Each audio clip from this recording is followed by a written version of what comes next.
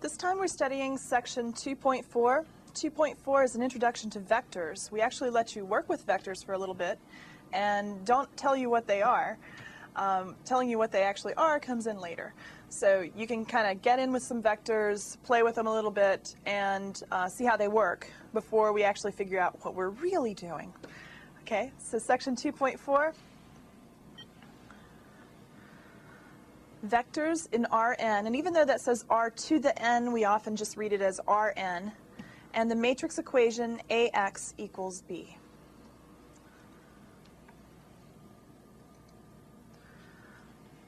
A vector is a single row or a single column matrix. In this particular class, we'll use columns. So a single column is going to be called a vector. Now, we don't tell you what that means or what that does or anything like that, but that's what it looks like. It looks like a single column matrix. The dimension of a vector is just the number of elements in the column. So when you're looking at your vector, just count the number of elements that you see. That's the dimension of the vector. Rn is the set of all n-dimensional vectors. So once you count the number of elements in the vector, it would be in Rn. So if there are 3 elements, it would be in R3, for example.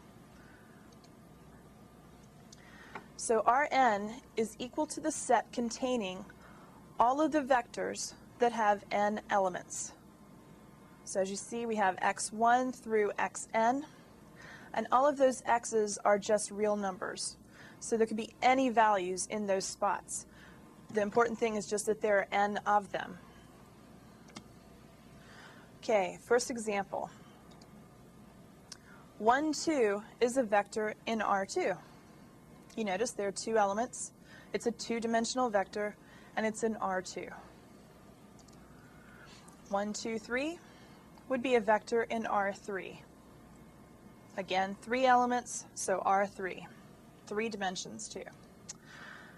All right, -1, 2, 9, -3 is a vector in R4. Again, there are 4 elements, so R4, it's a 4-dimensional vector.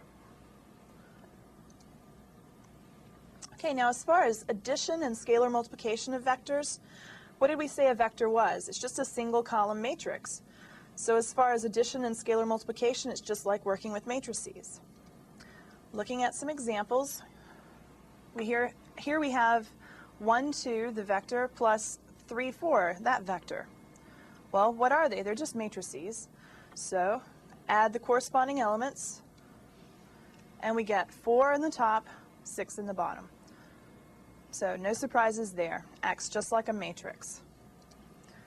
What about scalar multiplication? What if you needed to do 2 times the vector 1, 2? Well, a vector is just a matrix. And how did you do that for a matrix? You multiplied the 2 times every element, and you got 2, 4. And that's exactly how you're going to do it with a vector. Okay, let's look at another example. This one is similar to some problems you've seen in the past with matrices. I think you're going to find it's a little bit easier when you just have a vector instead of a whole matrix. All right, here we have A times the vector 1, 0 plus B times the vector 1, 1 is equal to the vector 5, 2. Okay, we said that when you want to do scalar multiplication, you just multiply the scalar times every element. So in other words, I'm going to multiply A times 1 and A times 0. I'm going to multiply B times 1 and B times 1. That's going to give me this expression. So in the first vector, now I have A0. In the second, I have BB. Okay, now how do you add vectors? Well, just like you add matrices, you add corresponding entries. So I'm going to add A and B and add 0 and B. So in that first position, that 1, 1 position, I have A plus B. In the 2, 1 position, because that's second row, first column, I have just 0 plus B, which is B. Well, what's that tell me? It tells me A plus B is 5, and B is 2. So if B is 2, I just plugged in 2 into the first equation and got that A had to be 3. Not too difficult. In fact, very similar to what you've already done with matrices, but probably a little easier. Let's look at one that's slightly more difficult, because of the algebra involved in finding the solutions. Okay, here we have a sub 1 times the vector negative 2, 3, plus a sub 2 times the vector 1, 1 is equal to 4, negative 6. Okay, again, we're going to do the same things initially. We're going to multiply a1 times negative 2, 3. So I got negative 2a1, 3a1. Then I'm going to multiply a2 times 1, 1, so I get 1a1, 1a1. Okay, what do we do next? Well, we said to add vectors or to add matrices, you want to add corresponding entries. So in that first position, I want to go negative 2a1 plus a2. In the second, 3a1 plus 1a2. Okay, so we just added corresponding entries. Okay, next I know that across the first line, negative 2a1 plus a2 has got to be equal to 4. And 3a1 plus a2 has to be equal to negative 6. So that gives me two equations. Okay, that's two equations with two unknowns. Unlike the last example, I can't just say, oh, well, the second one's 2, and so the first one, plug in and find it. So at this point, we need to do a little bit of algebra. You can go back to what you did in high school. You can do the elimination method. You can subtract the first equation from the second from the first. Either of those would work. You could also do a substitution where you solve for a2 and then substitute that into the second equation. But if you want to stay consistent with what we've done in the course, we solve this type of system by using an augmented matrix. So let's stay consistent with the course and do this by an augmented matrix. So you see on the left I put the coefficients negative 2 and 1, 3 and 1, and on the right I put the constants 4 and negative 6. Okay, and now I'm just going to do Gauss-Jordan elimination on this, just to remind you how to do that. You want to get a 1 where the negative 2 is. So in the 1, 1 position, I want a 1. That's going to take the operation negative 1/2 R1. If I do negative 1/2 R1, that makes that 1, 1 position a 1, called a leading 1 if you remember. Okay, so across the first row, it's now changed to 1, negative 1/2, negative 2. All right, next, where the 3 is, in the 2, 1 position, I need for that 3 to be a 0. So I need to change row 2 by subtracting 3 times row 1 from it. That's going to give me a 0 where the 3 is. First row doesn't change. Second row becomes 0, 5/2, 0.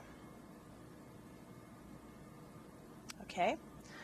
Now, looking at that matrix, I then move to the 2, 2 position. That's where the 5/2 is. I need for that 5/2 to be a 1. How can I get 5/2 to be a 1? Well, you can multiply it by 2/5, the reciprocal, because 5/2 times 2/5 is going to be 1. That gives me 0, 1, 0 across the bottom row. We're almost done.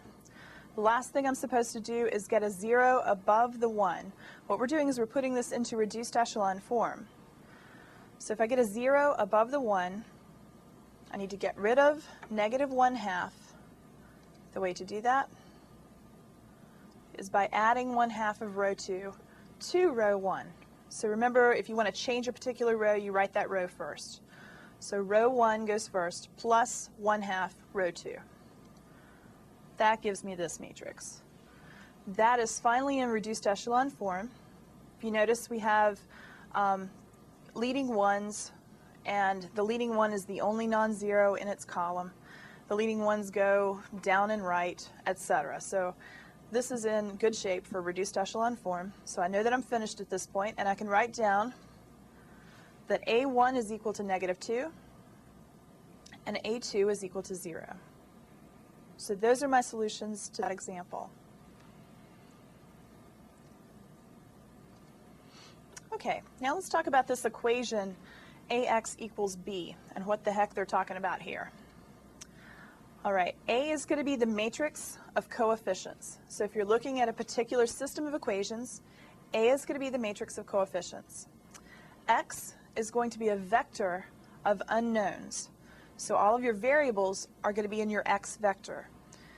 B is going to be the vector of constants. You'll find this is not that bad once you get into it. Let's look at an example. So let's take this system of equations. x1 plus 2x3 is equal to 1. 2x2 minus 2x3 is equal to 2. Negative x1 plus x2 minus 2x3 is equal to 1. We want to write that into the form ax equals b. Okay, we said A is going to be the matrix of coefficients. So I have 1, 0, 2, 0, 2, negative 2, negative 1, 1, negative 2. That's my A matrix. The unknowns are the variables x1, x2, x3. The constants were the 1, 2, 1. Okay, so all I've done now is I've translated a system of equations into a matrix equation. But I haven't changed its form because if you look how that, if you multiply out A times X, just take the first row, the 1, 0, 2, times the x1, x2, x3, what would you get? You'd get x1 plus 0 plus 2x3. Well, isn't that the first line in the system of equations? Okay, so I haven't changed it in any way, it just looks different is all. Okay, how would I solve that? What if the problem said, solve the following, and it just gave you that, and it didn't tell you that's from a system of equations? But you know it's from a system of equations, and how did you solve the system of equations? You reduced an augmented matrix. You formed an augmented matrix where the coefficients were on the left. Well, we said the A matrix is just the matrix of coefficients, so put that on the left. And the constants on the right. Well, the B matrix is the matrix of constants. So you just do Gauss-Jordan elimination on that, and that would give you your solution. So it's just another way of asking the same question. Okay, so that was section 2.4. We had a little introduction to vectors. You got to work with them a little bit. We still haven't talked about what they are, but we'll get to that later. We also worked with the matrix equation AX equals B, which is just another way of writing a system of equations. You're going to treat it exactly the same. And in the following few sections, you're going to see why we want to do this. But that's coming up later. So work a few homework problems, go through the practice quiz a few times, and you should do fine on section 2.4.